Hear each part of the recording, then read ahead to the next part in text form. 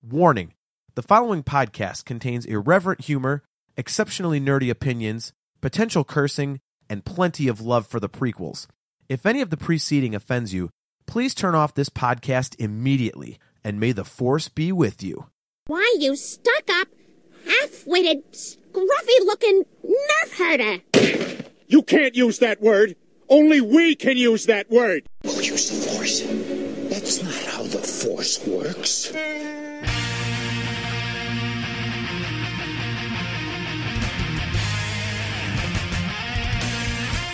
You're tuned in to the Nerf Herder Council, your source for Star Wars opinion, conversation, and debate, featuring your hosts, JT. I mean, they killed his mother. What's he supposed to do? Send him a postcard? I wish you wouldn't have done that. AJ. Well, I saw the merchandise at Kohl's, and I thought, maybe I should look into this. Steve. It's our goal to be played over the loudspeakers in the bathrooms during celebration. On this, our 20th episode of the Nerf Herder Council, we bring on John from the Blockade Runner podcast to discuss our reaction to the prequel Strike Back documentary and all things celebration. This is the Nerf Herder Council. Welcome, everyone, to another episode of the Nerf Herder Council. I am your host, JT. With me, as always, is AJ. And with us, again, is Steve. I'm alive. I know. Well, barely. Aren't you sick? Yeah. All this right. pop filter is going to be filled with all kinds of weird germs. I'm going to put it on the fourth mic, so whoever comes in next time, We're going to start they calling... just get sick instantly. Right? We're going to start calling your mic the Zika mic because of that pop filter. So this is actually a momentous occasion for us tonight. This is our 20th episode, and who would have thought back on the day that episode 7 was released in theaters when we did our first episode that we would even reach 20. But here we are. Yeah, I Good can't believe for it. us. Can't believe we bothered to stick with it this long. Yeah, right? Just shows they'll give anybody a podcast. Hey, they've made it cheap. Just like George Lucas made making movies cheaper. Someone out there made making podcasts cheaper, and that's where we come Here from. we are, the green screen of podcasts, the Nerf Herder Council. Right. This is the problem with democratizing the technology, is then anybody can put one out. Exactly. Well, to celebrate our 20th episode, we thought we would have a special guest on, and via Skype, we have our buddy John from the Blockade Runner podcast. And AJ, why don't you start with this, because you are actually the one that first made contact with John. So tell us a story, and then John can tell us a little bit about their show. Yeah, this is actually really fitting that you're on our show, John, because if you recall, we both dropped links on each other in, what was it, the Rebel Force Radio Facebook group? Yeah, that's the one. Yep. Yeah, so we had both just started our podcast at about the same time, and gave each other a lift right off the bat. So it's kind of cool that all this time later, you still got yours going, we've got ours, and I guess all's well that continues, right?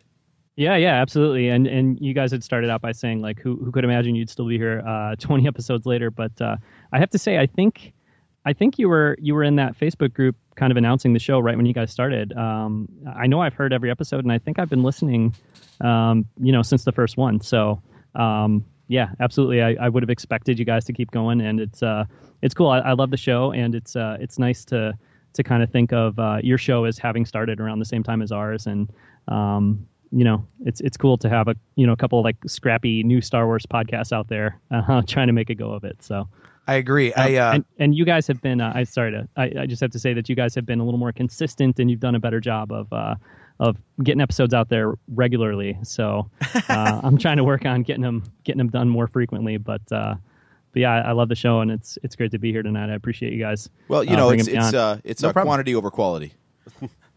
Yeah. Thanks for coming on. Yeah, I actually we're a little OCD over here. We knew that if we didn't set ourselves on a schedule of every other Sunday, that we would be lost in the ether somewhere. So 6 weeks later, we'd forget that we still had a show. Right? Yeah. But yeah, I actually we'd be releasing that episode 7 show like this week. Well, we had the idea for the podcast at Celebration last year, and we got it started December. April to December. There's a long pre-planning process. You know. So yeah, no, I actually really enjoy your show too, John. I've listened to several episodes. I actually just today listened to the show that you guys did a little while ago in defense of the Phantom Menace, which I thoroughly enjoyed because I'm a huge prequel apologist. I love the prequels. So now you guys have been around just about the same time we have. So how did you get started with your show? Well, I've been podcasting for a few years before we started this show. I do another podcast with my good friend Ryan called the Nintendo Fun Club podcast, and it's all Nintendo stuff. So that's awesome. Yeah, so I've been doing that for a long time, and it was one of those things where like I've been just an enormous Star Wars fan for decades, obviously, and so it's something I always wanted to do, but I was kind of, I would say like probably for us it was even like a year and a half from starting to talk about it and then actually making it happen. And for me it was just like there's so many great Star Wars podcasts. I wasn't sure that I necessarily had anything new to offer or anything really different to offer, but eventually I just kind of said, you know what, we have these conversations, and that's really what it is. Like, one thing I love about your guys' show is that you guys are clearly friends and brothers, and like you've known each other for so long. And when I listen to the show, I feel like it's kind of like the conversations you'd be having anyways about Star Wars, right? And I've been having these conversations with my friends too for so many years, and it's like I don't know. I like recording podcasts. I love Star Wars, and we're going to be sitting here arguing and talking about Star Wars and like really digging in. Like we'll get into these 2 or 3 hour long conversations, like really kind of picking apart a certain element of a movie. And I guess we're pretty into the whole analytical side of things. So we were having those conversations anyways. And I just thought, even if nobody listens, it's fun to do. And, so we've been doing it for, I guess, I think we started maybe last August or September. Does that sound about like when you guys started?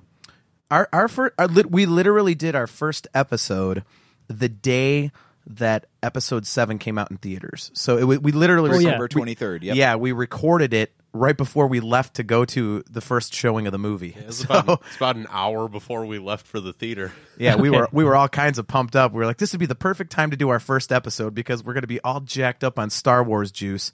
So nice. Let's do it that day. So yeah, well then I guess we've been recording just a couple months longer than that, because I think it was like maybe September, October when the last trailers were coming out, and I can't remember. I think we did an episode about Force Friday last year and that kind of stuff. So I guess it's been maybe just a few months longer, but it was definitely no denying like the Force Awakens and the hype and the build up to episode 7 was a huge part of inspiring us to get it going too, for sure. So. Right. Yeah, I love that you said that the vibe that you get from our show is that, it's conversations we'd be having anyway, and we've known each other for a long time. Because when AJ and I were discussing what to do for our show, that's exactly what we were going for, because we had the same problem you did, which is, okay, there's a million Star Wars podcasts, and they talk about news and they talk about video games, but there's not really a lot of them that bring something a little bit different to the table. And I love that you guys have the same concept that we did, which is, well, it's a bunch of guys that might be sitting around having beers anyway, so let's just put a mic in front of it and record it. It's a little bit different of a concept. And honestly, that's what I like about yours too, is that it's what we try and do. So that's awesome. At least we know that our concept is coming across loud and clear. Yeah, absolutely. You know what a lot of these episodes remind me of, listening to yours and ours, is these are the kind of conversations that you hear at Celebration. Like if you got a couple of hours to kill in line for a panel or something, this is the kind of conversations that you hear over and over and over again. It's so getting to do that on a bi-weekly basis, and especially reaching out to other people like you, for instance, it stokes the fire between shows, Yeah, absolutely, yeah, for sure. So you mentioned that your podcast and ours as well, since we're somewhat similar, comes at Star Wars from a somewhat analytical standpoint, which leads me to a question that we talked about off the air, the new documentary, the prequel Strike Back, and you said that you have seen that. Yeah, I was, I actually woke up the morning that it was supposed to come out, and I was like trying to figure out how to buy it on YouTube, and I don't think that it was like live yet to buy it, so I ended up buying it later that day. But it had been on my radar for a while, and I knew that I was excited about seeing it. But then I heard your guys' interview episode a week before before the documentary came out. Exactly. And I got super pumped after listening to that. So I was just like, I was itching to watch it as soon as it came out. So yeah, definitely. Yeah, and I loved it.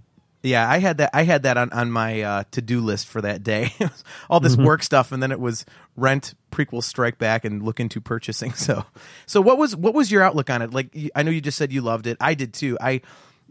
One of the things that they wanted to get across in our interview was that they're trying to get people to look at the prequels, but also the saga in general in a new fashion. And I thought that they did a great job of doing exactly that. Yeah. I've been talking to some of my friends who are Star Wars fans and recommending the documentary to them, and not all of them are as pro prequel as I am. But to me, like, I think the emphasis on the prequels and the value of the prequels is definitely there. But at the same time, it is about how does the whole saga play together, and how do the prequels complement the larger saga, and kind of really, like, one of the things I enjoy about it quite a bit is that it kind of gives that recognition. There's a lot of voices and a lot of time spent giving the recognition to George Lucas that I think he deserves, and a lot of people seem to forget that if they're not fans of the prequels. So that was a big part of it. Was just they did a good job, and they talked about this on the interview with you guys, but they did a good job of presenting kind of different opinions on the prequels. So I almost feel like the title, I don't want to say it's misleading, but I feel like the title kind of makes it seem like, hey, we're going to prove to you why you're wrong about the prequels. But watching the movie, I didn't necessarily feel like that was really what it was. It was more, let's take a closer look at the prequels. And yeah, there's still some people that really dislike certain elements of it, but there's value there. And why don't we try to appreciate the value that is there and consider, what that means to the larger Star Wars story. So yeah, I agree. I thought the same thing on the title. It was because at first glance, AJ actually sent me the trailer 2 months ago, and my first reaction was, oh, sweet, someone's doing a documentary about why the prequels are awesome. And then when we talked to them, come to find out that's not what the film was about. And in watching it, like you said, there's so many differing viewpoints in there, and it's presented so intelligently that, I mean, it's just a really cool way to look at the movies. And I mean, I think the two things that I loved, my favorite part was the part about the music. That Doug Adams was his name, the journalist that actually has the pencil that John Williams used to write the score for Episode 4. I actually might want to contact him to get him on our show, because the stuff that he presented about, I told AJ and Steve that I'm a musician myself, and so that, of course, hits home with me. That stuff was absolutely fascinating, how the Duel of the Fates was actually half of the Imperial March, and the guy's playing it on piano to show. I mean, that kind of stuff is absolutely unbelievable. And just these people delved into it so deeply to where you can't look at it and say, well, this is accidental, except for the fact that maybe it is. It's, like he said at the end of the movie, it's like, he said, okay, was this an accident? Well, I don't know. Maybe it's not. I mean, it was so cool, because all the different things that these people presented, there's so much in there. You're like, is George Lucas like the biggest genius in modern art? Like, what the heck? Yeah, no, for sure. I mean, on the point of the music, that stuff is definitely mind blowing, and I would love to hear more from him, more of his thoughts on that. And I don't know if you guys, if any of you have checked out the Rebel Force Radio Star Wars Oxygen podcast or not. Yep. But loyal listener. That's tons of that going on that podcast too. So if you enjoyed that part of the documentary, I would say you have to go back and check out that show. I don't know, there's probably like 20 some episodes of Star Wars Oxygen. And I've been listening to that, Rebel Force Radio for a long time, but for whatever reason, I wasn't listening to Oxygen. And at some point I was just like, you know what, I'm going to go back and like binge and listen to all of them. So I caught up, and it's really great. There's revelations like that on practically every episode of that show. So it's pretty great. I just, as a musician myself, having the ears to notice things like that is just absolutely fascinating. And it's like the episode that we did where we had that piece of music, which is the two, what was it, AJ? Ray's theme and Luke's theme played over top of each other, but it sounds like one piece of music. I mean, and our opinion was that has to be done on purpose. And come to find out in the prequel Strike Back, they're saying that basically it pretty much was that things like that were thought out, and that's so incredible. I could see that from John Williams. I don't know if George Lucas was quite that deliberate in his mirroring of things, but John Williams is known for layering upon layering and interpreting themes differently based on the mood he wants to elicit. Once you watch the movie, AJ, you might change your mind. There's a lot of stuff in there that says that a lot of people think that George Lucas actually was that deliberate in all these different things that he puts into it and the mythology of it and whatnot. I'm telling you, you have to watch this. It is really, really good. Well, where can I get this anyway? Because I saw it said something about like VHX was the digital platform. Is there anywhere else you can get it? Because I don't know what VHX is. I rented it on Amazon Prime for $2.99 HD, and then you can buy it for $15 or $20 or something. So I just did it on Amazon, so that was nice and easy. Where did you get it, John? Yeah, I bought it. I bought it on YouTube, and it was $9.99. So I think you could rent it on YouTube for $3 too. But yeah, $9.99 on YouTube. So, and then there's a DVD. I think they said the DVD is coming out next month or something like that. So yeah, that's cool. That's the one thing I forgot to ask them in the interview was if they were doing physical copies, because that's what I want. I'm always afraid of my PS4 dying.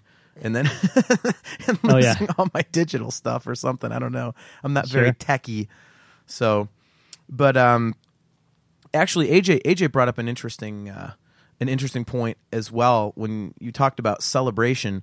And I know, John, that's something that you wanted to touch on with us and have a discussion about, because we are huge proponents of celebration here. AJ and I have been to the last, is it 3 or 4 now, AJ? We were at 2010. 3, yeah. Our first one was 2010. So back when they were numbering them still. Yeah, right? So we did that one. But I know on your show you said, John, that you were actually at the first one in Denver in 99? Yeah, I was. Looking back on it now, it's like, oh man, I can't believe the stars aligned and actually made that happen, because in 99 I was 17 years old. I was a junior in high school when The Phantom Menace came out. And that kind of like, that is a huge like kind of turning point in my life, because I'd been a big Star Wars fan before that. But, a couple of guys that I went to school with, high school with, we were buddies, and we were getting Star Wars Insider magazine in the mail, and, they started advertising for Celebration, and it's like, can we do this? Like, is it possible? Can we make this happen? And we figured it out. We got one of our friends' parents to drive us. We live outside of Chicago, so Denver is like a 13, 14-hour drive from where we are. And we got them to drive us, out to Denver, and we were there for the whole celebration, and it was incredible. And then once you get that taste, and I'm sure you guys had the same experience in Orlando at your first celebration, but once you get that taste of it, it's like you want to be there all the time. You want to be at every celebration you can be. So yeah. We were at Celebration 1. It was way different than Celebration now, but it was really, really great. And I've been to every domestic celebration since then, except for Celebration 6, I think, the second one in Orlando. Yeah, that was 6. I didn't make it to. Yeah. So what made you miss one? You made it all the way out to LA for 4, and you couldn't make it to Florida. Yeah. Yeah, and I know I have family in Florida too. I have an aunt who lives right there in Orlando, so I can stay there for free and everything. Oh, I can see why you avoided it then. Okay. No, it wasn't that at all. It was just I don't know. It was a weird time for a celebration, because traditionally they had done them every 3 years. That one was 2 years after Celebration 5. Yeah. And there didn't seem to be a ton going on Star Wars wise. I think it was like, later, or maybe kind of the middle of Clone Wars. So there was Clone Wars stuff happening, but it came a little too fast for me. And then they did it like late in August, I think, which was a little bit of a weird time for Celebration 2. I think Celebration 5 was also in August, but it was early in the month. And I'm a teacher. So Celebration 6, it was like a week after school started. It was just a really, really bad time. I have kids, the whole thing. It felt like a really bad time to have a family event, late in August like that. So you're a better employee and father than me. I'd find out the dates and be like, well, I'm off of work and parenting. I'm going to Celebration. Yeah. Well, that's what I did for Anaheim, because I was definitely teaching, for Anaheim, but I made it out. So, man, and I'll be there in Orlando next year for sure. Yeah. We're actually talking about setting up a like a podcaster social.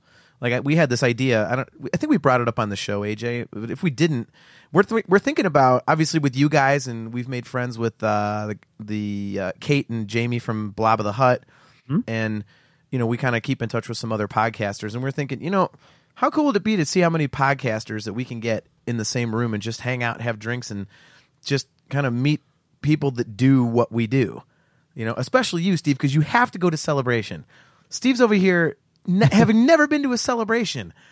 I'm telling you have to go. I know. Especially if we get picked to be on the podcasting stage. I can't miss it then. Even if I go down for a day, I have to go for that. Like, right. Kind of piece of crap would I be to if you can strut Skype myself in while you guys are on the Celebration stage? Yeah, if you can strut through Celebration with media credentials, you better be there. Yeah, right? I just want you to know that if we look make like Wayne and Garth going through with the Alice Cooper passes, holding them up to everybody. I just want you to know that if we actually get picked, which is a huge long shot, to actually broadcast from Celebration, and you don't go, I am going to rip on you every chance I get. That's going to be your entire show while you're down there, dude. This episode is titled "Why Steve Sucks." So, are you guys trying to do that too, John? Are you guys going to apply to podcast live from Celebration? Oh yeah. We'll try. I have no idea, really how they make those choices and how they do that. If it's based on listenership, I feel like we don't have much of a prayer because that's what I said. We're pretty new and not super well known. So I don't know. Yeah, I haven't thought about it as much as I should, but I feel like it's got to be either they probably make the call based on listenership and social media and kind of how out there you are. Yeah. Or if not that, it's got to come down to topic, like the topic that you propose that you're going to do the show on. Because I was keeping an eye on it for Anaheim. At the time, the Blockade Runner, our podcast, our Star Wars podcast was not up, but we had our Nintendo podcast. And actually, I guess I should have mentioned, but in terms of how we came up with the Blockade Runner or decided to do it, I was kind of so itching to talk about Star Wars in the year leading up to The Force Awakens that we did a whole series of episodes of our Nintendo show that were just based on like a different Nintendo Star Wars game. So we did one on like Super Star Wars, and then we did one on like Shadows of the Empire for N64 and stuff like that.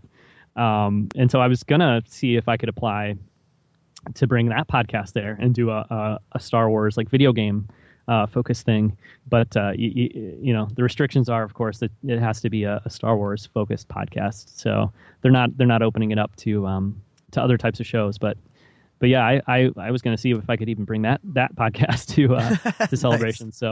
So for sure, I'll definitely apply when the Blockade or when the Celebration podcast stuff, when it goes up. And I would think it would be sometime this fall, I'm guessing. I don't know, but yeah, it should be. We were joking about that actually, because we use Spreaker as like our main platform, and it actually shows you how many plays and downloads you have. And I told the guys that if it comes down to listens, I'm just going to sit at home one day and just click, pad the numbers. Yeah. Like, oh my God, our new episode got 1,428 plays. How'd that happen?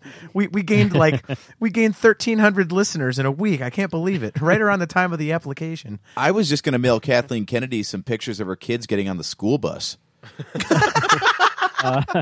You may have just disqualified yourself right there. Yeah. This will be the one they listen to. I really like these guys. No, not really. to quote Jar Jar, no, not really. No. The Nerf Herder Council goes dark. Yeah, not only do we not get picked, but now we get completely taken off the air. We get a cease and desist. Yeah. We get blackballed, and then all we can do is score interviews with David Prowse. Well, David Prowse, he cracks me up. I mean, every time I hear other podcasts or I see something online about David Prowse and Celebration, I always think back to the original Celebration. I can remember being there in Denver, and he was like at a hotel down the street signing autographs because he wasn't invited even to that first Celebration because of his kind of rough relationship with Lucasfilm. So that's a Star Wars Celebration tradition right there. Is David Prowse the shunning of David Prowse, right? Yeah, down the block somewhere. He's Yeah. just sitting Well- at that table right next to Virgil from WWF. Right. Well, if you've listened to all of our episodes, you know that we had a little fun at David Prowse's expense the one time. So Yeah. not No, exactly our most professional moment, but it led to some pretty funny quotes. So. I don't know what you're talking about. Oh my goodness. That never happened. Did you ever hear on Rebel Force Radio what their interview with Prowse where he said he was glad Richard Marquand was dead? I didn't. I think I heard them talk about that or something, but I don't know that I heard it. Yeah, I actually heard they played it at one point. This was, I think I listened to this like a year and a half ago, but I couldn't even believe it. I mean, they were interviewing the guy at Celebration. They just caught up with him or something. I think Jason Swank did, and he he actually said he was glad that Richard Marquand died. I was like, holy crap! Is this guy a crass old dude? Oh my god! Yeah, that's pretty brutal. And when you're wishing death on people, no wonder they don't want him around. I mean, Right. He's like, Well, I hope J.J. well, Abrams from- gets leprosy. From what you hear about Richard Marquand too, I thought he was like the kind of favorite of the cast and stuff. You know, it Yeah. sounds like maybe he wasn't actually totally directing that movie. Maybe George was like kind of ghost directing a lot of it, but he was the guy that was well liked by the cast. I thought I had heard. So I've read that too. I thought that was the case, but and I guess I've, that doesn't apply to David Prowse. I don't know. yeah, right. Apparently, people being cool in Star Wars, David Prowse is the one outsider in all of that. You know, like he's Yeah. the only guy you consistently hear that has a problem with it. So, Although, you know, that's interesting because I have to say that at the first Star Wars Celebration, Anthony Daniels was great. He was super cool, just very personable, out there with everybody. And I don't know if you guys have heard much about it or read many accounts of the first Star Wars Celebration, but it was pretty brutal because it was at a sort of outdoor complex, the Wings over the Rockies Air Museum, I think it's called, in Denver. And it was much smaller than, you know, what you'd come to expect from a celebration, but it rained all weekend long, and it was like being at an air show, you know, or like almost like a fair or something, where if it's raining, it's just gonna be mud everywhere. right.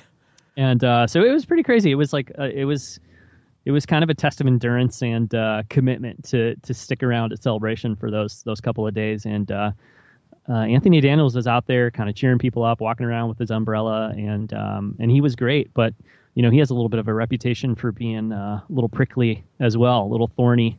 I hear Anthony Daniels, but I don't know if it's the spirit of Star Wars Celebration or what. But he was really great. And yeah, I mean, I don't know. I've never had a bad experience with anybody at Celebration. I would assume that's the same for you in terms of, like, you know, people involved with Star Wars, actors, stuff like that.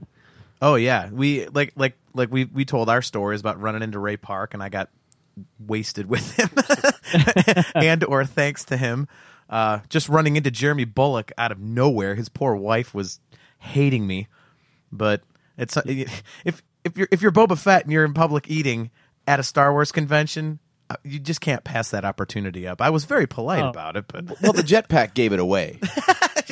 right, he's got the missile jetpack under the table. Now, at the first celebration, was that under tents? Did I hear that was like under a bunch of big tents and stuff? Like Full on outdoors. Yeah. Yeah. Almost like if you go to a wedding outside and they have like a big like portable tent set up, you know, it was that kind of thing for a lot of stuff. I remember being at like a Warwick Davis panel, and it was just, it was totally like folding chairs under a tent, rain coming in from outside, couple hundred people in the room at the most. It wasn't even a room, it was a tent, but, a couple hundred people at the most, you know. So it was way smaller. And I'll tell you one thing though, that remains the same for Star Wars Celebration then and now is when you wanted to go to that Star Wars Celebration store, it was like 4 hours in line just to get in and, you know, spend all your money. And yeah, that thing is the worst. Did you try and get anything at Anaheim?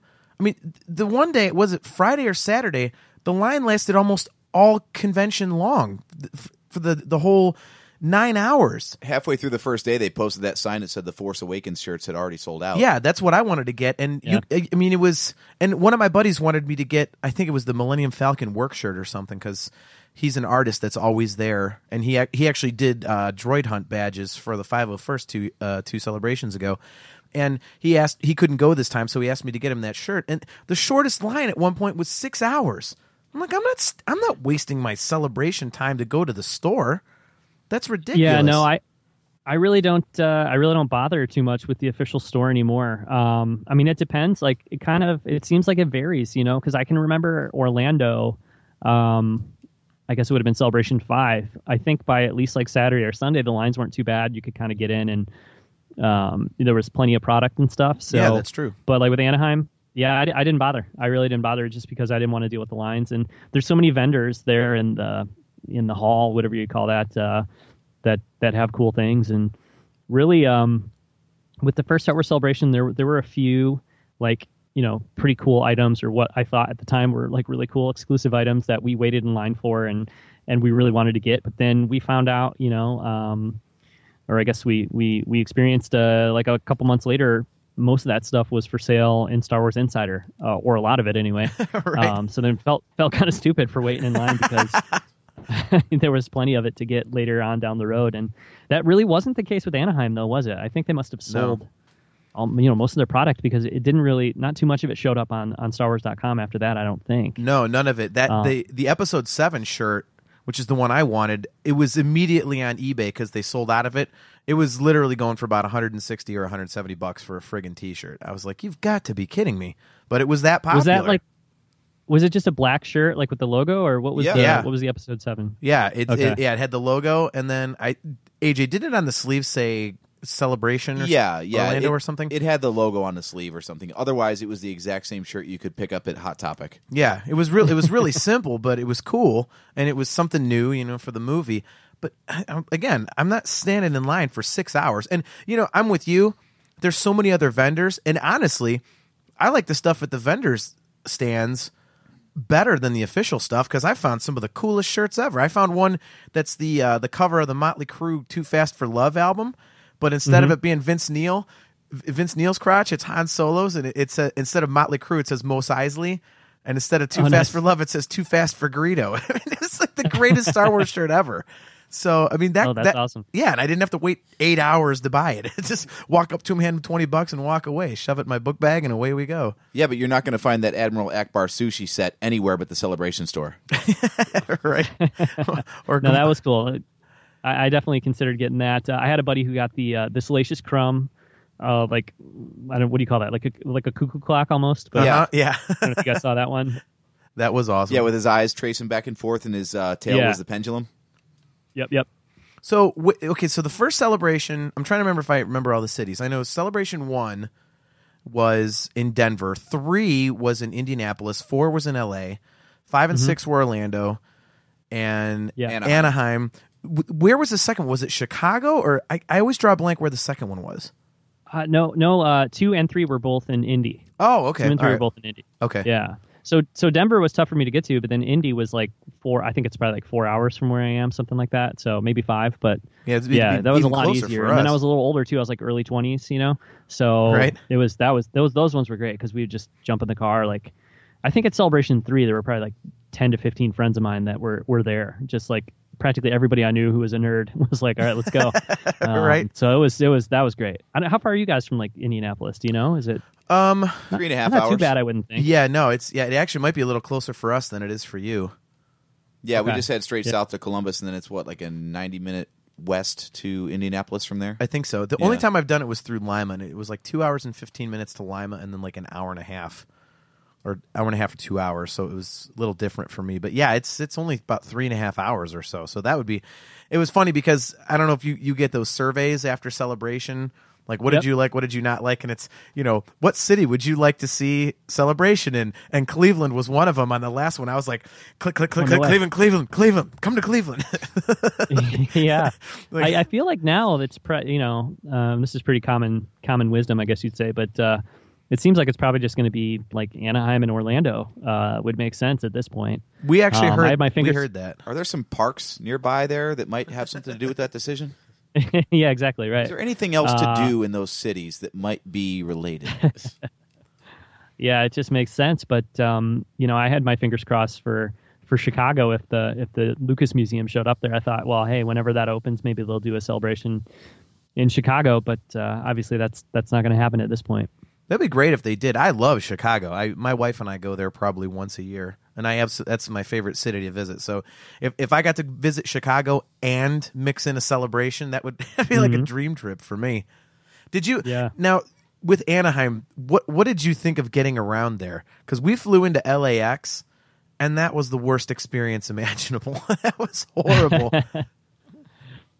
Yeah, it wasn't too bad. I had I have a friend, actually one of my best friends and one of my closest friends in Star Wars. He's a cinematographer in LA, so he lives out there.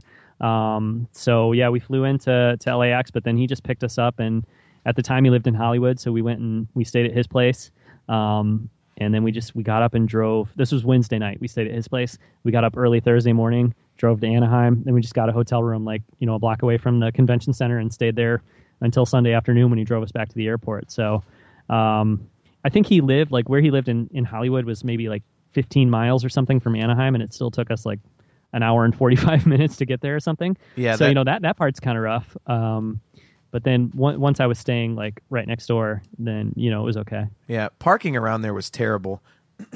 Where did you guys stay? Were you at a hotel close by, or? Yeah, we were at were we at the Hilton, AJ? I think so, yeah. Yeah, we were at the Hilton right there at the convention center. We always stay at the ones right there. Like in Orlando, we stayed at the I'm drawing a blank, AJ. What's it called? I should be the one that knows it. The Rosen. Yeah. The Rosen. We tried to get that this time, but the 501st has it all blocked off. But I mean, it's attached to the convention center. I'm sorry, I'm being no help in this conversation. You're asking me to bail you out, and I'm like, I don't know. Right. That was years ago. That's because I make all the plans. As soon as they announce, as soon as they announce Celebration, within about an hour and a half, I've got the rooms booked, the flights, the car, the budgeting, and everything. Well, I may have, I don't know when I reached out to you guys and said, hey, we should do something, covering Celebration at some point. Let's join forces. I'm not sure when that was, but I had a blast listening to your guys'. Is that the one did you do that episode on May the 4th? Was that the deal? Yeah, that was the one. Because that's when they announced that. Yeah, that's when they announced the next one. Yeah, that's when John was booking his hotel rooms while we were trying to do a podcast. I was in such a panic, man.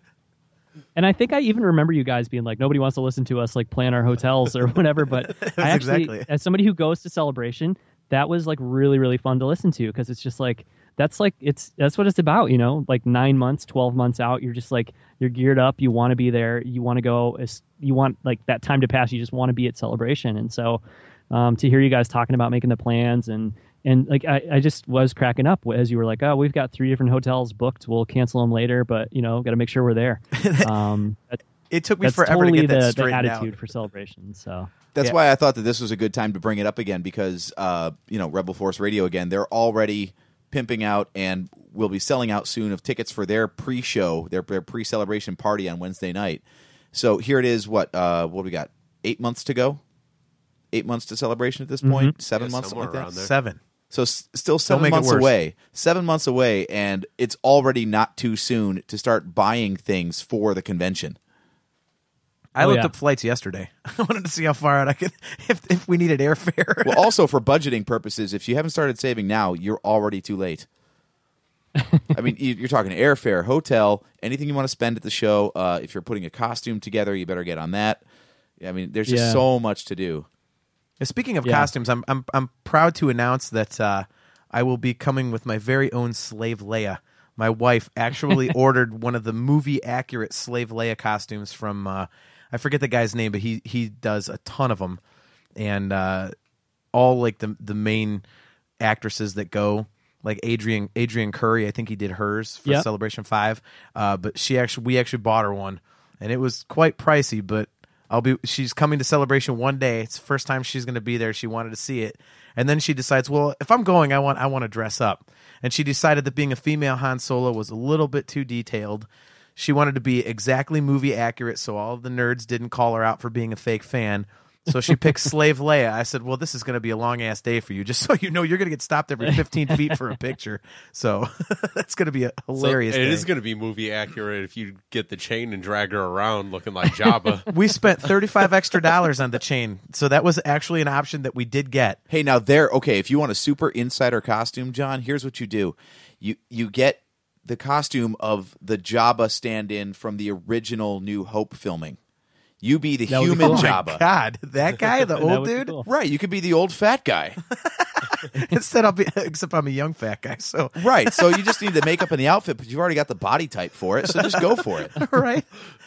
See, it's funny, though, because we'll have a great little trend going, because I'm going to do a costume for Celebration as well. I'm going to go as Ula. Oh my God. No, that'd be great, but no, I'm not going to. I am working I've on a new actually, costume, but I'm not going to reveal just what yet. Okay, so I was going to ask you guys, have any of you dressed up at all for the celebrations you've been to? Because I never have. AJ did last year for the first time. He made an incredible, what is it, hammer? ARC Trooper Hammer. ARC Trooper hammer. And he went out and he trooped. He actually is an official member of the 501st, so he's official. But yeah, I do not. For me, my favorite character is Han Solo, so I would want to be Han Solo, and there's a million of them. So for me, it's just not really. And that's actually why I went for a trooper, because you can have as many troopers in the room as you want, and it still makes sense. If you've got like 30 Han Solos standing around, you're kind of scratching your head like, Right. Will the real Han Solo please stand up? Yeah. Please stand up. Meh. Did you actually know that for the 501st, when they get requested for appearances, only one Vader is allowed to appear at a time? It's kind of like the characters in Disney World where you can't ever see two Mickeys at once. It's the same thing. Like when a request goes out to the 501st for an appearance, the first person to sign up as Vader is the only Vader allowed to go as Vader. I never realized that before, but it's true. Like, how often have you seen multiple Darth Vaders together aside from Celebration? That's a good No, point. I like that. You don't want to break the mystique, So Yeah. Right. especially if they're going to like hospitals and things like that. You want to keep that magic alive or that illusion alive for kids. So I Right. think that's a great policy. So if you were going to go, and Steve, you too, this is for both you guys. If you were going to cosplay, what would you cosplay as, or who would you be? I don't know. I don't want to sound too lame here, but I think I agree. I would go with the Stormtrooper. The classic. Just like, I don't know. There's fantastic cosplayers at Celebration. Tons of them, lots of ideas I never would have thought of. Lots of great, creative stuff. But for me, I feel like, I can remember the first Celebration I went to. It's like you walk into the elevator at the hotel and there's two Stormtroopers standing in there, and you're like, oh my God, Right. I am somewhere special right now. This is Right. amazing. It And never I fails don't to get impress. I don't get that same feeling if I jump into the elevator and there's like a dude in a robe with a lightsaber. Like I appreciate that you're dressed up like a Jedi right now, but like, it doesn't have that same level of like magic to it as the Stormtrooper does. So I think it would be like a helmeted character like that. But yeah, probably honestly just like a Stormtrooper. And there's so many variations on the Stormtrooper now too, with like the Rogue One troopers and the First Order troopers and all that. Like, I think that's probably what I would do. It's maybe not as creative, but it's the thing that I think is maybe kind of most impressive is just being around all those troopers. Yeah. Yeah, that's one of my favorite photos from Anaheim, actually. We got a photo. I was in my ARC Trooper armor, and there was a dude in a TK outfit, Oh, yeah. the classic Stormtrooper, and someone had the Anovos First Order Stormtrooper. So we got the three of us together. Yeah. It was like the evolution of the It went trooper. left to right too. So Yeah. AJ was Clone Wars, and then they had the episode 4 trooper, and then they had the episode 7 trooper. It was really cool. That actually That's reminds awesome. me. You said the first time you go in the elevator and there's there's stormtroopers. Like, that reminds me, the one thing I didn't mention on our celebration episode was our first celebration. The very first character that I saw when we walked in was actually a Peter Griffin Han Solo. Right. This fat guy had made glasses that looked like Peter Griffin's eyes. He had the Han Solo, and he had shaved his facial hair to make the butt chin, like the little like W. It was awesome. nice. And then the second costume was Indiana Jones. So I saw two completely goofy costumes right off the bat. I was like, this is awesome. And then I proceeded to cut in line in front of about 1,000 people and not know it. Don't forget, we also saw the Emperor from Robot Chicken wearing the Death yeah. Star sweatpants and everything. With the hat. Yep. There was the guy did you ever see the Jar Jar that was walking around, John, with the big blue shirt that said "Stop the Hate"? Have you seen that guy? I don't think I did. I don't think I did see that. Yeah, that was probably my favorite one. Is this guy in a full head to toe Jar Jar costume, but he had a huge blue T-shirt on, and giant block letters said "Stop the Hate." It was fantastic. Nice. So, Steve, what would you cosplay as? Finn. Finn? What the heck? What are you, Colin Kaepernick? Sorry, I had to be culturally relevant there. Had to make that reference. No, I don't know. Maybe doing some type of trooper would probably be an easier way out. But being a big fan of the video games and stuff, I wonder if I'd be able to make a video game accurate Star Killer outfit and That'd be awesome. Be able to pull that one off. Well, you've got a lot of Sith gear already from your wedding. Yeah, I do have the full Episode 3 Darth. Anakin Darth Vader. Anakin Darth Vader. Yeah, So he got married in it. Yeah, it was. Yeah, Yeah, we're telling celebration stories. Tell your Sith wedding story. Yeah, that's about it. and I'm done. Man, a few words. I dressed up as Episode 3 Anakin. My wife wore black, and we had an extremely nerdy Star Wars / Lego wedding reception. Costume wedding. Yeah. Yeah. That's awesome. Even it was actually Halloween, right? Yeah, we got married on Halloween, and the party was, I think, the 1st or the 2nd, because we had to skip a day or something in between there. I don't remember. He actually got mini lightsaber hilts, John, and made them into the knives with which they cut the cake. So they were actually cutting with lightsaber knives. That's awesome. It was great, man. So that rules. I don't think we had any Star Wars touches at all at my wedding, and I totally regret that. That's super cool. And I think that of all the Jedi, like all the Jedi costumes, I feel like the Revenge of the Sith Anakin is like the best. It's the most interesting looking. It's the most unique. And it goes beyond the whole like I'm gonna wear a brown robe and hold a lightsaber and now I'm a Jedi, you know. So. Yep. That sounds really cool. I agree completely. That's the one that I would get too. And at my Well, wedding, I actually did have one Star Wars touch. My wife wanted more. We couldn't figure out how to mix it in because mine was like a music themed wedding because my wife is like a rock girl. But cool. My brother-in-law has the double bladed Maul lightsaber, and he brought it for us and put it right at the center of our head table, which was awesome because our wedding colors were black and red. So the Maul lightsaber fit in perfectly with the color scheme. It was fantastic. So That's I'll awesome. tell you what, the Episode 3 Anakin outfit that I got, is perfect for Halloween. Other than the fact that you could dress up, the weather and everything. That robe, dude, we went and we were like trick or treating at the zoo or something last year, and everybody was freezing their asses off, and I was just walking around like just A-OK the entire time because I'm like, dude, this robe is like amazing, dude. Like, I may have to borrow that from you this month for my Halloween show with my band. If I could fit into that thing, I might have to go. I'm sure you can, dude. That robe, maybe not the rest of the outfit, but the robe is totally Jabba sized. You're good. I was actually. I was watching Revenge of the Sith the other day, and I was watching, obviously the Mustafar scene, and I'm looking at that. I'm like, okay, that's a lava planet, and I'm looking at all the layers they're wearing. I'm thinking that had to be the most uncomfortable costume because, sets are always warm and stuffy anyway with all the lights on you and everything else. And how many layers? That looks like the light. I'm doing air quotes. You can't see this. I forgot. It's not a video podcast. But that's the light outfit because, they ditched the cloak and they're in their lighter outfits. And it's still like 14 layers of clothing. It's ridiculous. Space. It's space fabric, dude. It's like it's like the self-drying jacket in Back to the Future too. It's space fabric. It costume adjusts alone, to the environment. I think I'm trying to like piece it together in my head. I want to say it's 1, 2. It's 3 with the leather, like, shoulder guys on it. I want to say it's either 4 or 5 layers when you're all done and you include the robe on it. So, oh, wow. Yeah, that's... Wow. It gets to be a lot after a while, yeah. Well, that'd be fun for me on stage as I'm running around hollering and singing Alice in Chains and Bruno Mars. I'll be sweating like crazy, man. Yeah. So John, you've obviously heard our episode where we talk about, some of our celebration memories and stuff. What are some awesome stories that you actually have from celebration? Because you've been to several more than we have. I mean, you've been to 6 of the 7. We've only been to 3 of the 7. So what's some really cool stories that you have?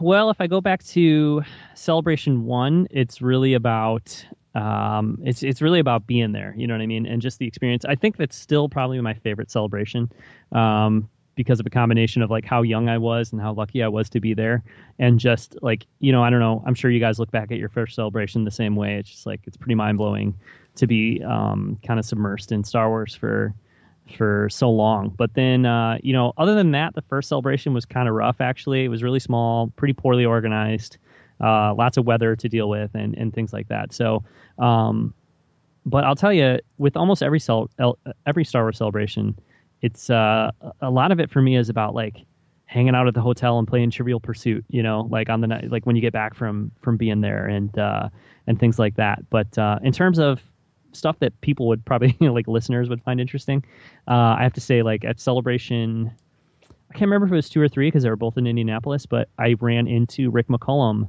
one morning outside of his hotel and was able to talk to him for a few minutes and take a picture with him.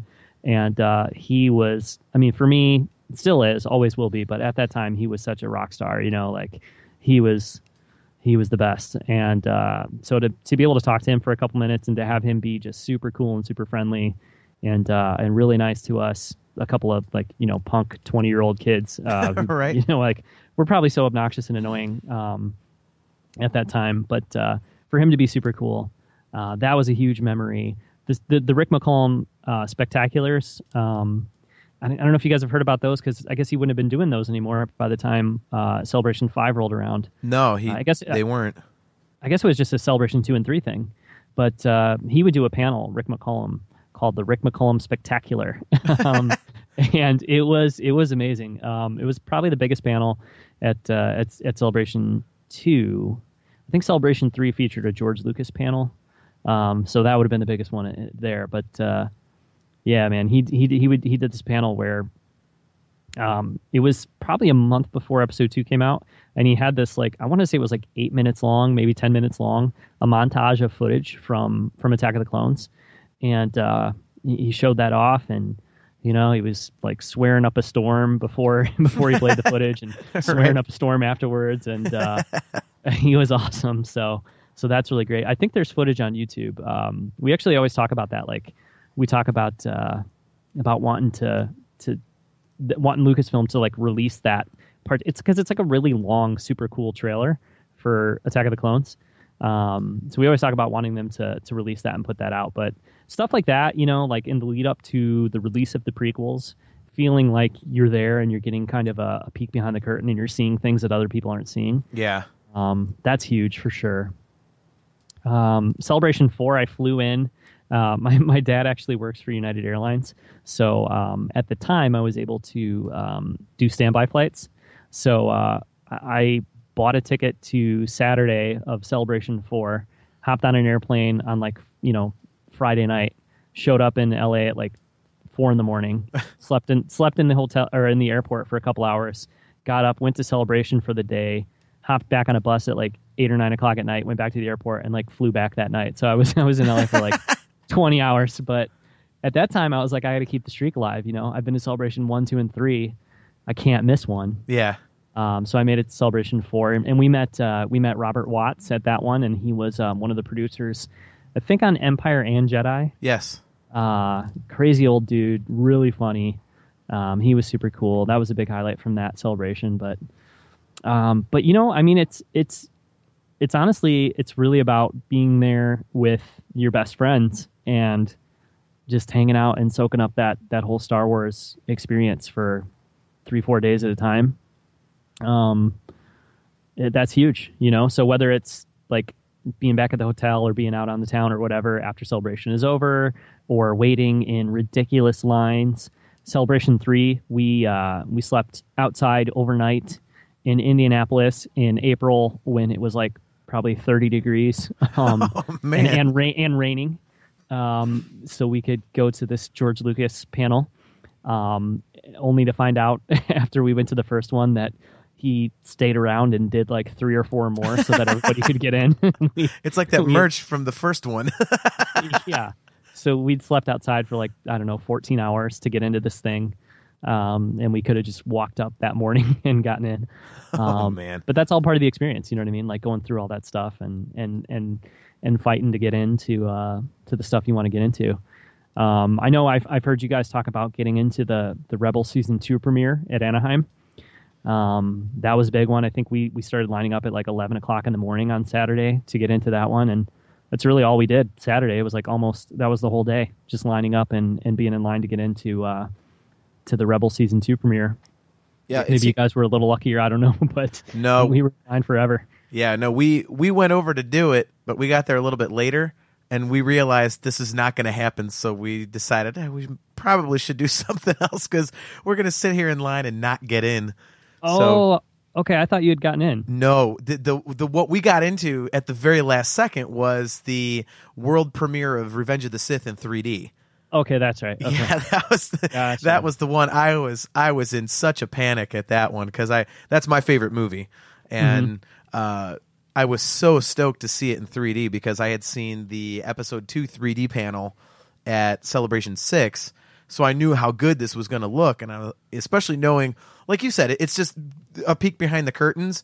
And right now, if they didn't show Episode 3 in 3D at Celebration Europe this year, AJ and I don't know if you got into that viewing or not, but we're one of only a few hundred people on the planet that have ever seen Episode 3 in 3D, and to me that's so cool. But we waited in that line for like 3 hours, and right as we're about to walk in, the guy puts his arm out and stops me, and I'm like, man, my fat ass is going to take you out if you think I'm not getting into this theater standing right. I could see the screen from here, dude. Yeah, but we were literally in the very, very last row of people. So it was like us and maybe 20 more people got in, and the rest of the people waited there for nothing. So it was that was ooh god, I was going to be so mad. I was in such a panic over that one. It was the highlight of my whole celebration was getting into that show, and I swear I would have run that guy down. I would have been arrested. Yeah, the part that you hit on that people don't necessarily get about Celebration, and maybe this is true to all cons. I don't know, Steve, you've been to like Comic Cons and stuff and had to wait in lines. People think you're crazy if you're, camping out overnight in freezing cold weather, or, even if it's indoors and J.J. Abrams is giving you pizza. That time spent may seem like a tremendous waste because you could be doing all these other things, but you're hanging out and you're talking to, in some cases, strangers, and then by the time you get into the panel that you've been waiting for, you're friends at that point. And it's the social aspect of just everybody being there for a united purpose. Those are the stories that you can't replicate by looking up internet videos. Yeah. Oh yeah, absolutely, for sure.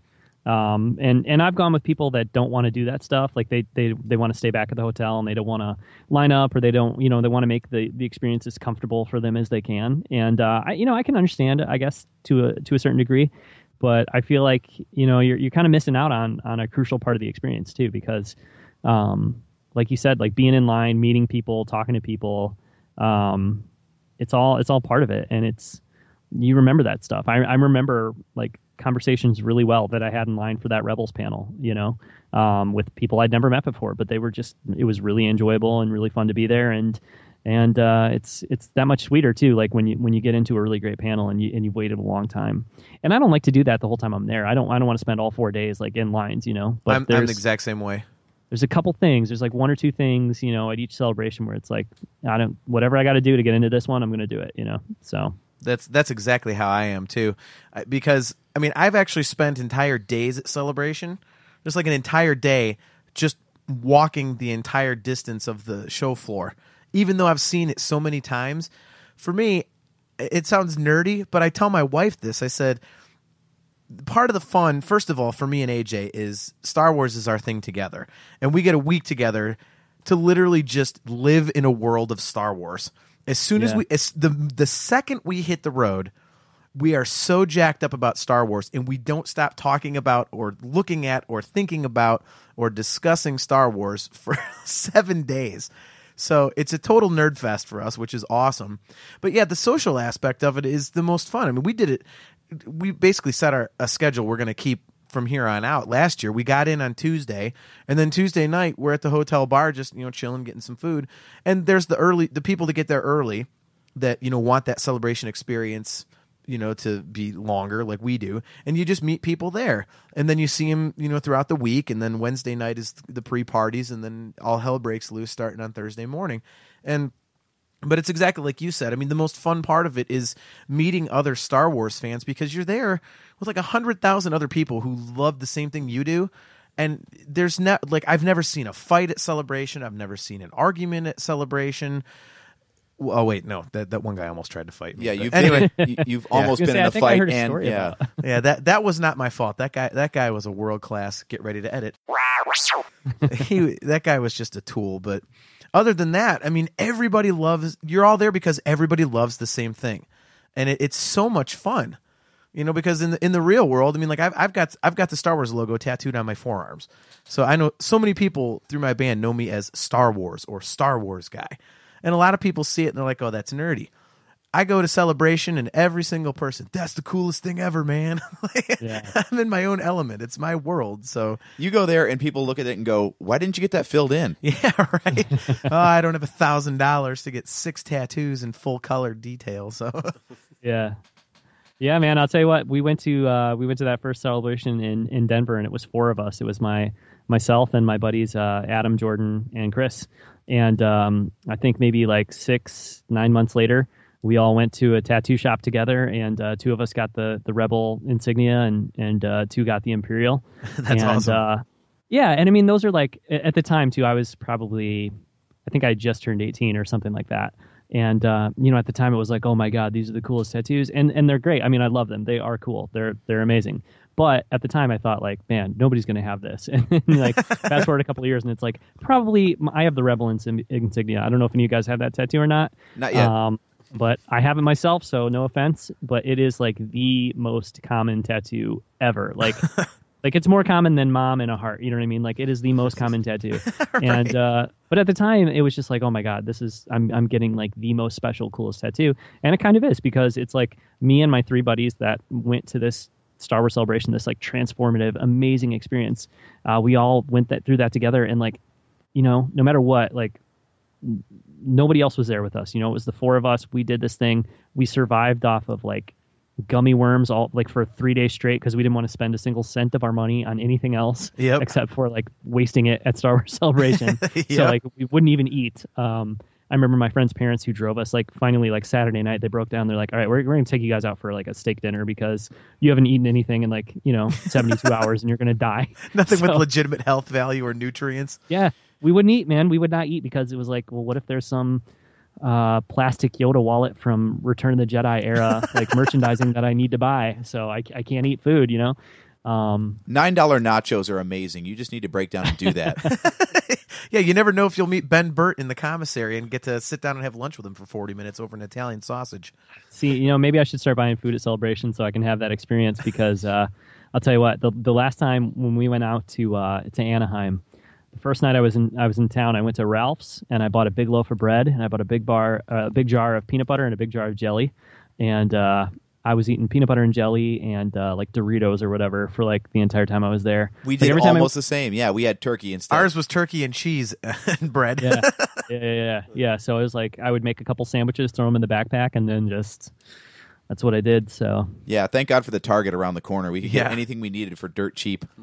Yeah. One thing when you said like the most common tattoo, that reminded me that when they were advertising the Android R2-D2 limited edition Star Wars Droid 2 at Celebration 5, I was like, I have to have this. So I got it.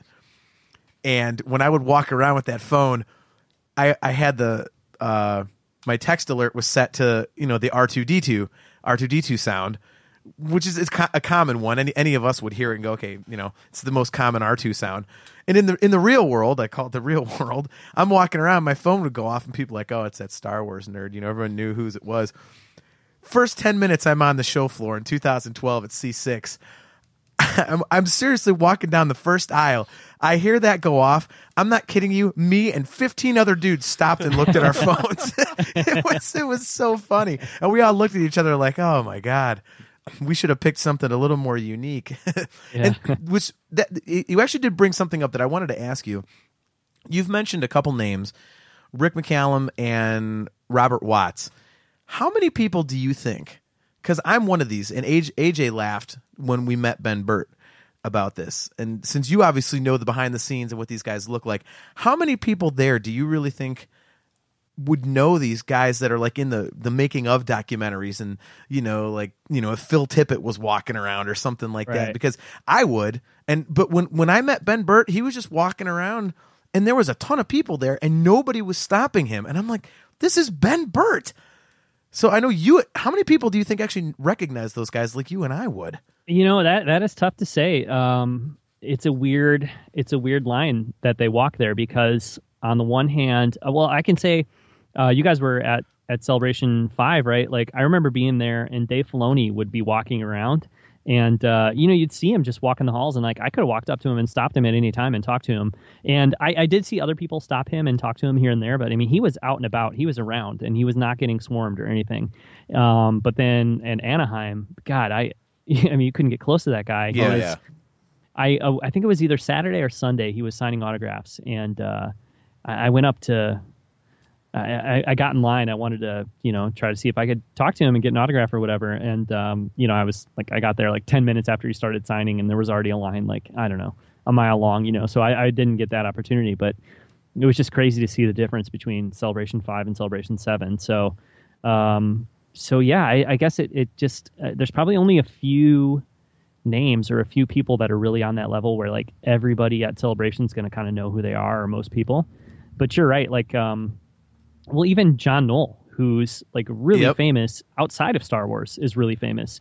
I've seen him walking around Celebration, even maybe Celebration, if not Anaheim, I think Celebration 5. And like nobody really was, paying too much attention to him. And I've seen Ben Burt walking around with his family a bunch of times.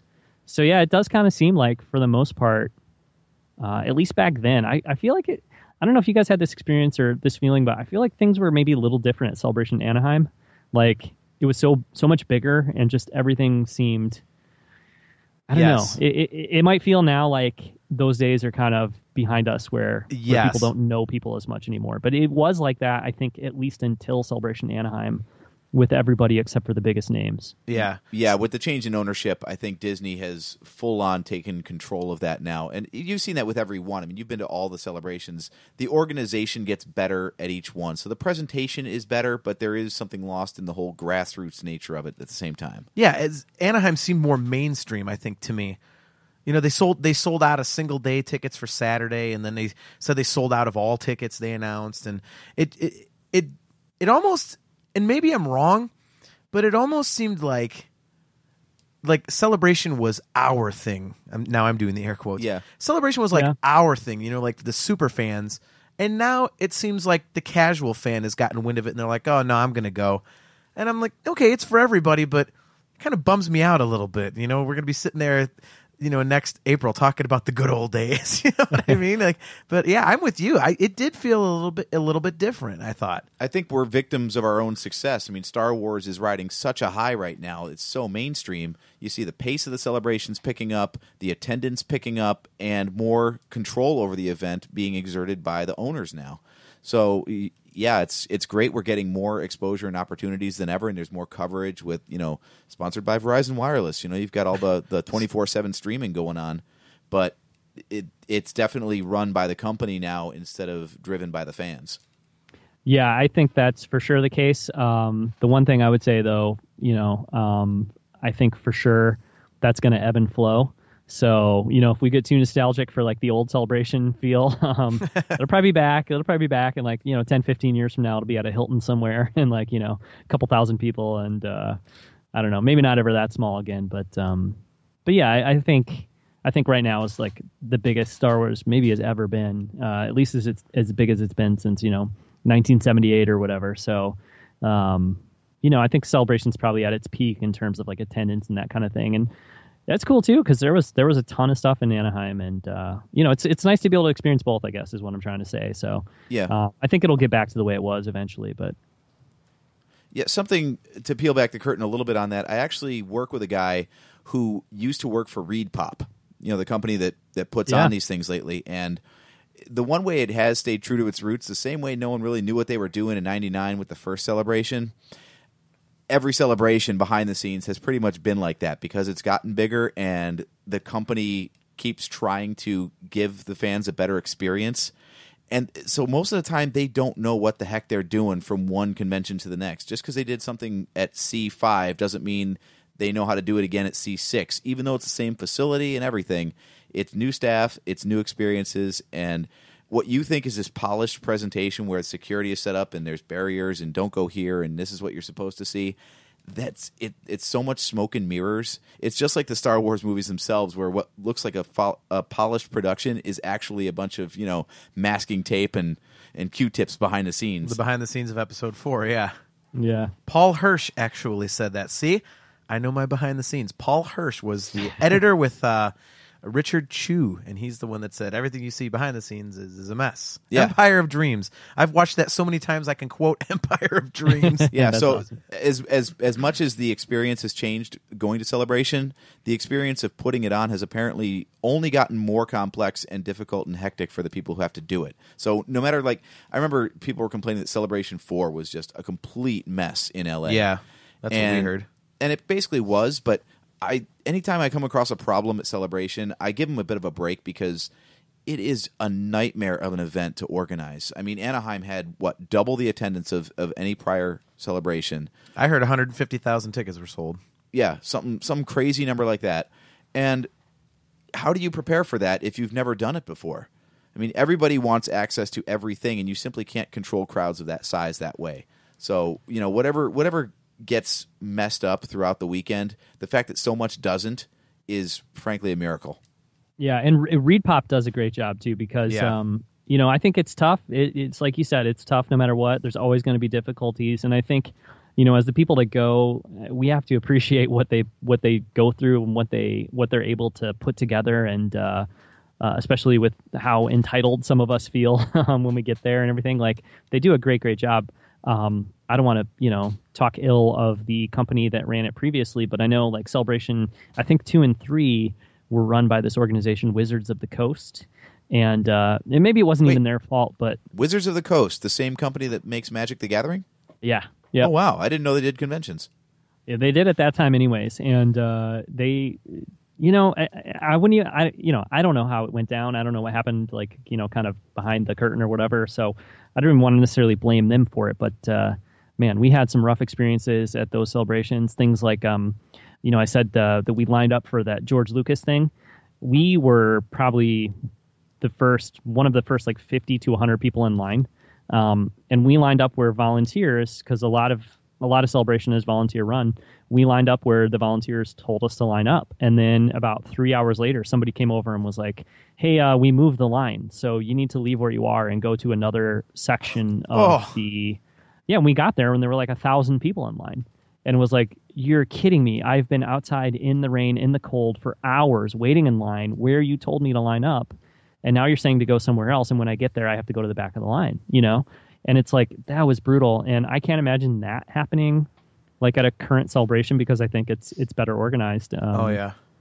But just even when that did happen, as furious as we kind of were at the time, it's like, well, I don't know. What do you expect? Because you have people volunteering, you've got thousands and tens of thousands of people that you need to coordinate and move around, and it happens. It makes sense. I think you have to show up and kind of cross your fingers and hope that they're able to manage everything. And for the most part, they do, but definitely mistakes are going to happen, and it's totally understandable. And you can't let it ruin your experience either. You kind of have to roll with it and say, I'm at Star Wars Celebration, I'm going to make the best of this. And you can't really let that get you down, because I've definitely seen that happen, and I've maybe let that happen myself here or there. And, you got to let that stuff go and just have the best time you can. Yeah. One thing that I will say also, it's not one thing that's good about Lucasfilm having more oversight over the event is that they really do try to listen to the fans and put on the best show that they can. JT, you remember, you did, and they let me tag along because they're nice. You actually how'd you get pulled aside for that focus group? It's called Obi-Wan Anomi. And okay. I saw an email for it. I saw an ad for it or something somewhere. I think it was actually on the Celebration website, and it was you sign up to take this like focus group kind of thing, and they just want your opinion on certain things. And I was like, oh yeah, I'll talk about Star Wars for an hour. Obviously, I started a podcast, so Especially when Lucasfilm wants to hear your opinion. yeah. But there's one question that frankly stumped me, and I think it stumped you too in that room as well. And Steve, I want to throw this to you actually because maybe because it's the first time you're hearing it, you'll have a better answer than we did. The question they wrapped up the interview with was, is there any Star Wars product that you would want that you currently cannot get? Oh, wow.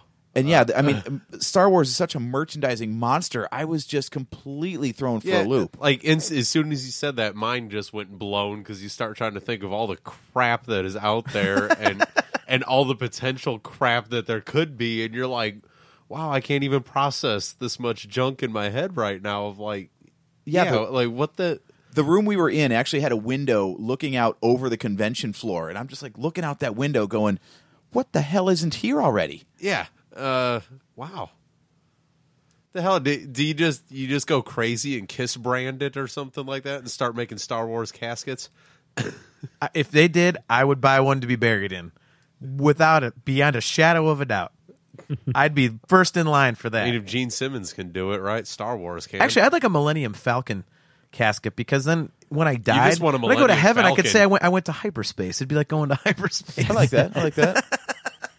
Besides, Han Solo's dead, so it would be fitting that you go in a Millennium Falcon coffin. Hey, there's a rumor that he's going to be in Episode 8 in a funeral scene. And it's going to be staged. I'm telling you, he's coming back in Episode 9, dude. He's not dead. It went next to his torso in between his arm. I'm telling you. It was a ruse. No, I don't think it was. I'm holding on to hope. I have the shirt that says Han Solo lives, and I'm standing by my opinion. They announced Indiana Jones 5, and the filming dates and release date just happened to coincide with when they would have to make and release Episode 9. So Indiana Jones 5 is not happening. It's a cover for Harrison Ford filming Episode 9 because he's going to come back and kick everyone's ass. Okay. It's a sound theory, dude. Moving on. That's what in the wrestling business they call it a no-sell. Nice. So, John, what's your response to that question? If you had a piece of Star Wars merchandise that doesn't exist that you want made, what would it be? Man, that is really tough. I was trying to come up with an answer as you posed the question. I don't know. I think for me it comes down to affordability. I think because I don't know. There's barely anything I could think of that doesn't exist in some kind of like Star Wars capacity in terms of product. But I would love to have like an R2 or a BB-8 like full size that's actually like affordable to have. You know what I mean? Oh, not the $2,700 from Gentle Giant. 27. Yeah, no. Well, what I just saw was like, 7,500. I want to buy one from an R2 builder, like that quality, like lights up and makes noise and it's full size, everything, that'd be amazing. Or I don't know, I have little kids at home. And sometimes you see in this is not a good answer to the question though, because like you see in like Crate and Barrel or something like that, one of those or Pottery Barn, like those catalogs, they've got these like big like almost like race car beds, but it's like a Millennium Falcon bed, or like you'll see like somebody like custom made like a AT-AT shaped like swing set in their backyard. Something crazy like that I could see maybe. Like if they could mass produce it and get it to an affordable level. That'd be great. But otherwise, man, I don't know. I would say like Star Wars soundtracks on vinyl, but those are out. I have no idea. See, I'm not much of a collector, so I don't even remember what I answered because I'm just like, well, I'd like to have a Millennium Falcon, like a real one, like, that I could just go in my backyard and there's the Falcon. I've always said that if I hit the lottery, if I was like a billionaire, I would actually build Docking Bay 94 in my backyard. So that, and I would just make it like my home theater would be the Millennium Falcon. But I'd have a very special one in the cockpit. It would only hold 4 people, and it would show nothing but Star Wars. You can't watch anything in the cockpit except for Star Wars. That would be the rule.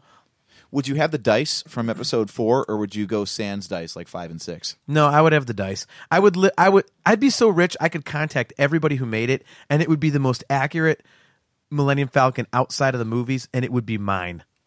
And it would be awesome. And that'd be rich. So, John, I would fly you out from Illinois and be like, come on, let's go watch movies on the Millennium Falcon. Bring your dudes. That'd be amazing. So wrapping up the celebration talk, since you said you listened to our episode where we booked our hotel, have you booked yours yet? I have not booked my hotel. I haven't booked my flight either. I'm thinking we're talking about maybe doing an Airbnb, which I've never done that before. But I don't know how many people I know. I want to say something like 6 or 7 total going that are friends of mine. So it's almost like I feel like maybe we could save money and have more space if we got an Airbnb somewhere. But then you have to deal with transportation because I'm sure we're not going to get one close enough that we could like walk to Celebration. So Yeah. that's a potential issue. But yeah, I don't have a hotel yet. I don't have a airline ticket, but I'm going to be there. I'll tell you that one way or another. So By I don't hook know or by crook? how it's going to work out, but I'm going to be there. Yeah. Are you going all 4 days or just a couple of them? Or No, I'll go all 4. I was, as you guys were talking about getting there on Tuesday night, I was like, oh, that does sound good. So I'm not sure what I'll do. Wednesday night at the latest, but you got to figure the episode 8 panel or whatever it'll be is going to be that Thursday morning. So yeah. I've got to be in town by Wednesday night. Yeah, that was my plan too. We didn't wait in line last time. I was thinking about it, but we spent Wednesday at, was it Tuesday or Wednesday we went to the Sunset Strip? That was Tuesday. Tuesday, Yeah. the day we got in. Yeah, we were pretty worn out Wednesday, so sitting online and just sleeping was kind of, we decided not to do that, but it's something we talked about definitely doing that. And I got to tell you, getting in on Tuesday is so relaxing because we said, let's, because I have a friend that I played in bands with from Harrisburg, and he actually now lives in LA and he's a session player. So I hadn't seen him in a long time, and he said, I'm going to show you the Sunset Strip. And for me being a musician, and that Sunset Strip is like Mecca, so I wanted to see all those clubs. So we flew out Tuesday so we could go see that stuff. But being there that early and then having Wednesday to relax and then just kind of chilling and meeting, the people that come in early, it really made the trip. Like I said earlier, that AJ and I from now on, we're saying we're getting there on Tuesday so that we can have Wednesday to relax and really experience an extra day that a lot of people don't have. I would really recommend that Tuesday thing if you're able to. It was fantastic to do it that way. Yeah. I may do that. I live about an hour and a half north of Chicago, northwest of Chicago, in a town called Rockford, and we have like a little airport here. And we have one of those like small airlines, Allegiant. I don't know if you know that airline, but yeah, they fly from here to a town close to Orlando, and so they only fly out like 1 to 2 days a week. So I may do that, and their flights are usually cheap, so I may be able to do that, and it'll pretty much, if I do fly from there, it'll dictate when I'm going. You know what I mean? Because they don't fly every day. So, and I think it might be Tuesday. So you know what? I mean, that sounds pretty good. Maybe leave Tuesday and make a week-long trip or something. So yeah, those smaller airlines are great. When I was living in Florida, there was an airline called USA 3000, and same thing. It was they would have outgoing flights only on Tuesdays and incoming only on Sundays, and it really restricted your options. But instead of a $200 one-way ticket, it was a $79 one-way ticket. And if that's all you got, then that's what you do. It's great. Yeah, absolutely. Well, and then I don't have to worry about getting a ride because like it's an hour and a half to the airport in Chicago and all that. So it's a little easier that way too. So it would be nice to do it. I'm always afraid the airplane's going to like fall apart on the way, like once you get up there. But I actually looked do up what you have to do to get Celebration. Right. I actually looked up flights to Orlando on Spirit yesterday, and I did it 54 days out because I've read articles said that your cheapest airfare is 54 days out. So I looked up a flight from Cleveland to Orlando, and it was like November 24th, $23. Oh wow! Isn't that Thanksgiving weekend? Yeah. Mm-hmm. Wow. But yeah, well, and Celebration this I might time miss Thanksgiving. Celebration this time is Easter weekend, which I was surprised to see they did that. So I don't know how that's going to impact attendance. I feel like it might be more lightly attended because of that. But I actually had people mention that to me. Well, dude, are you still going to go? It's Easter weekend. And I went, it's Celebration, man. Easter happens every year. And I'm going to Celebration. You know what's funny, though, actually? I've seen this at past celebrations, and John, I'm sure you probably have, too. You notice that they actually have worship groups. So if you're at Celebration and, it's Sunday, you can still go to church. Sure. So, yeah, why not? get your Easter and your Star Wars in on the same day. Right? Yeah. We're all there for religion, let's face it. Yeah, true. Whether or not it's Christianity or Buddhism or Star Wars. Not just a hobby; it's a way of life. Exactly.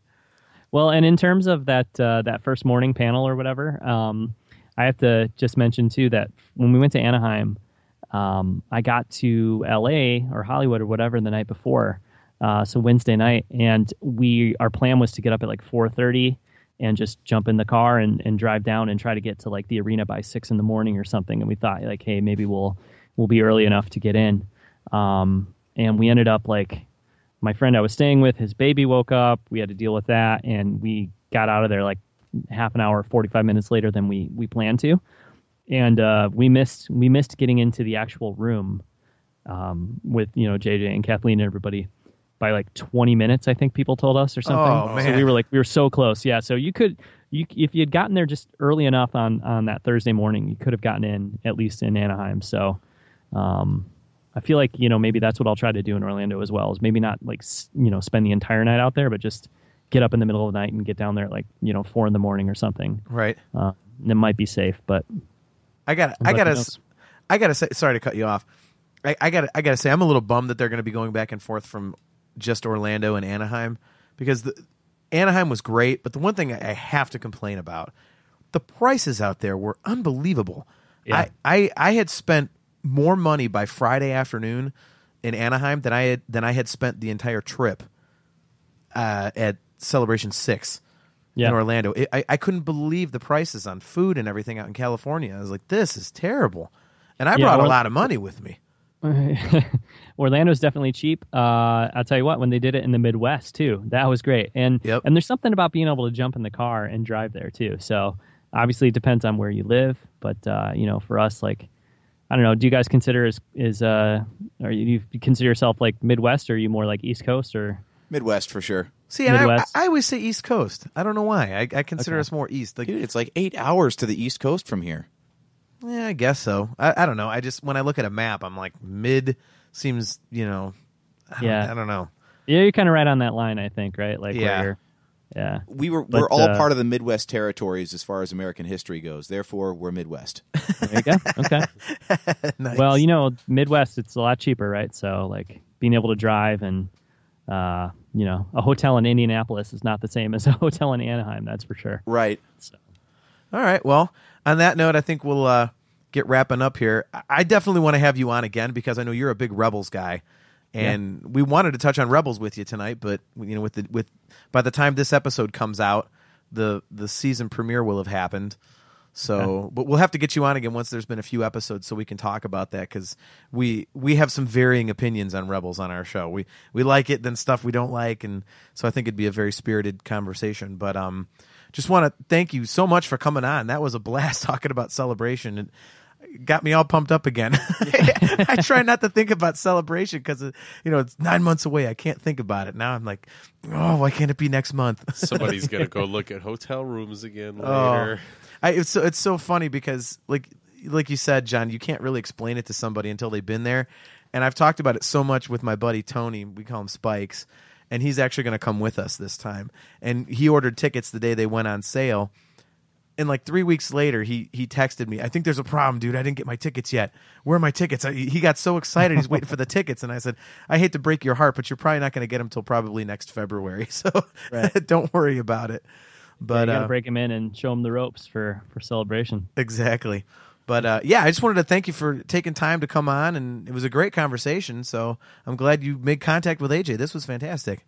Oh yeah, absolutely. I would love to come back anytime. And I wanted to say too, I want to thank you guys for way back when you had talked up our show a little bit on your show, and I was really flattered and grateful for what you had said about our show. So I appreciate that a lot. And I love the Nerf Herder Council. I listen to every episode, and I would be very happy to come back again sometime. So anytime I'd be happy to join you guys. Much appreciated. Yeah. I think definitely, even if we don't get our applications in for Celebration to podcast officially from there, let's go rogue. Since that's the hashtag going around right now, I think we're going to be doing podcasts from Celebration, whether we're invited or not. That would be great. Yes, absolutely. Yeah, our Spreaker account lets us do it live. so we can just walk around on our phones, and the sound quality is actually pretty good. But we can officially do it, and we're podcasting from Celebration no matter what. Just a matter of whether or not we're in the actual program. But yeah, that would be great, and I love the idea of trying to get as many podcasters or whoever together down there. That would be super fun. Like I said before, for me, Trivial Pursuit, that's a huge part of Star Wars Celebration. We always have at least one night where we just play like a ton of Trivial Pursuit and hang out. So that could be something fun to do too. So absolutely. Count AJ and I in on that. We are Team Aluminum Falcons, so we will we will jump in on that one. He and I have discussed, as you heard, potentially doing. Did that actually make the air, AJ, about us potentially doing a live episode of us playing that stupid game? I think so. Oh my gosh! Oh, yeah, we can't do that, dude. You know how much editing I have to do to that thing? yeah. Well, that's where the live goes out with a disclaimer that what you hear is what you hear. Sorry, right. But well, anyways, thanks everybody for tuning in to another episode. Again, thanks John for coming on. Make sure to go check out the Blockade Runner podcast. Where can they find you? We're blockaderunnerpodcast.com. Search for Blockade Runner on iTunes or Google Play or wherever. And on Twitter, we are Blockade Run, I think. I've got so many. We've got Instagram, Twitter, all that stuff. But yeah, blockaderunnerpodcast.com, and there's links to everything else there too. So excellent. Yeah, I know we listen, so it's a great podcast. We would highly recommend everybody to go check them out. Obviously, you can find us at nerfherdercouncil.com. Our main platform is Spreaker.com. You can download the episodes there. Give us as many listens and clicks as you can. Help us reach our goal of getting to Celebration officially. We do have our Twitter page at NHC Podcast. We've got our hotline if you want to call and leave us a message. And hold on. Yes. No one calls it a hotline anymore. This is not WWF from the 1980s where you got to hit option 5 to hear what the Ultimate Warrior has to say about Lex Luger. What the hell would you call it then? A voicemail. Whatever. It's close enough. Everyone knows what I'm talking about. You're showing your age. I'm only 40 years old. Give me a break. All right, it's 440-98... What's wrong with you? It's 440-987-WARS to leave a message for us on our voicemail. So you can do that. You can feedback at nerfherdercouncil.com. That goes to all three of us. And thanks, everybody, for checking it out. Until next time, I am your host, JT, at Dogpound Jedi. He's AJ. At Drake Adams, 579. He's Steve. At JSteve1005. And we'll catch you on the flip side.